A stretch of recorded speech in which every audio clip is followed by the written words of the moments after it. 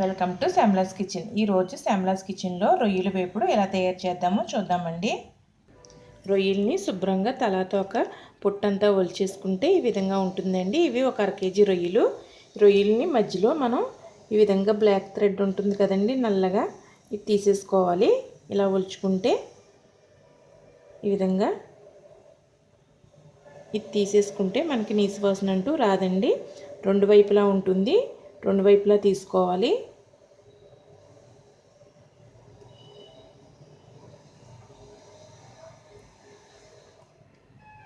ఈ విధంగా రెండు వైపులా ఉంటే తీసేసుకుని శుభ్రంగా పెట్టుకోవాలండి రొయ్యలన్నిటిని. ఇప్పుడు మనం ఒక మిక్సింగ్ బౌల్ తీసుకోవాలి.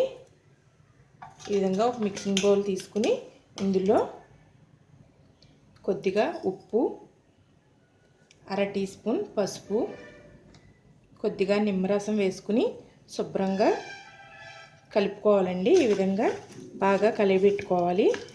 ఇలా కలుపుకుని 2-3 సార్లు వాష్ చేసుకుని పెట్టుకోవాలి. ఇలా చేయడం వల్ల నీసు వాసన రాకుండా ఉంటుందండి. ఈ విధంగా శుభ్రంగా వాష్ చేసుకుని పెట్టేసుకోవాలండి. ఇప్పుడు ఇందులో మరి కొంచెం పసుపు వేసుకోవాలి, అలాగే ఉప్పు వేసుకోవాలి. రుచికి తగినంత ఉప్పు వేసుకోవాలండి. అలాగే 2 స్పూన్లు కారం వేసుకోవాలి. మీరు కారం ఎంత తినగలరంటే అంత వేసుకోవచ్చండి. అలాగే అల్లం వెల్లుల్లి పేస్ట్ కూడా వేసుకోవాలి. అలాగే ధనియాల పౌడర్ కూడా వేసుకుని ఒకసారి మొత్తం అంతా కలిసేలాగా మనం రొయ్యలకు పట్టేలాగా ఇవన్నీ కలుపుకోవాలండి. చేయి పెట్టి కలుపుకుంటే మొత్తం అంతా బాగా కలుస్తుంది ఈ విధంగా. అలాగే 2 స్పూన్లు పెరుగు కూడా వేసుకోవాలండి. పెరుగు వేసుకోవడం వల్ల టేస్ట్ బాగుంటుందండి. ఇది కూడా ఒకసారి అంతా కలిసేలాగా కలుపుకోవాలి. ఇలా కలుపుకుని ఒక 5 నిమిషాలు పక్కన పెట్టేసుకోవాలండి. మూత పెట్టుకుని పక్కన పెట్టేసుకోవాలి.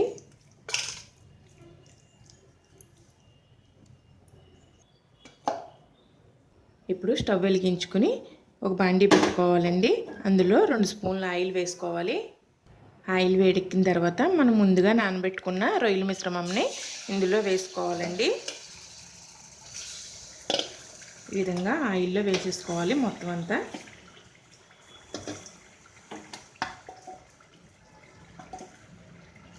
ఇప్పుడు పైకి కిందకి కదుపుకుంటూ ఒక 5 నిమిషాలు ఈ విధంగా వేయించుకోవాలి.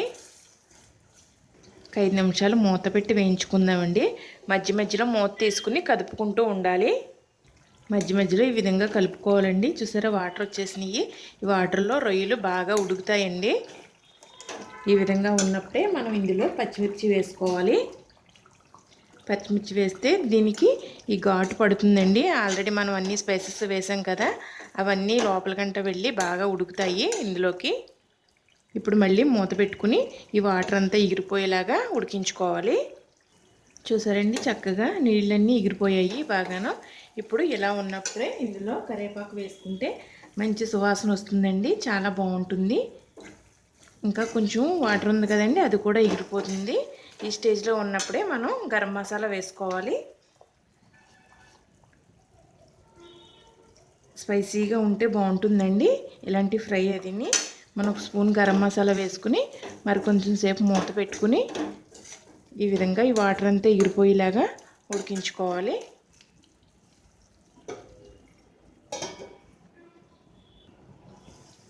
చూసారండి, చక్కగా ఎగిరిపోయింది నీళ్ళన్నీ.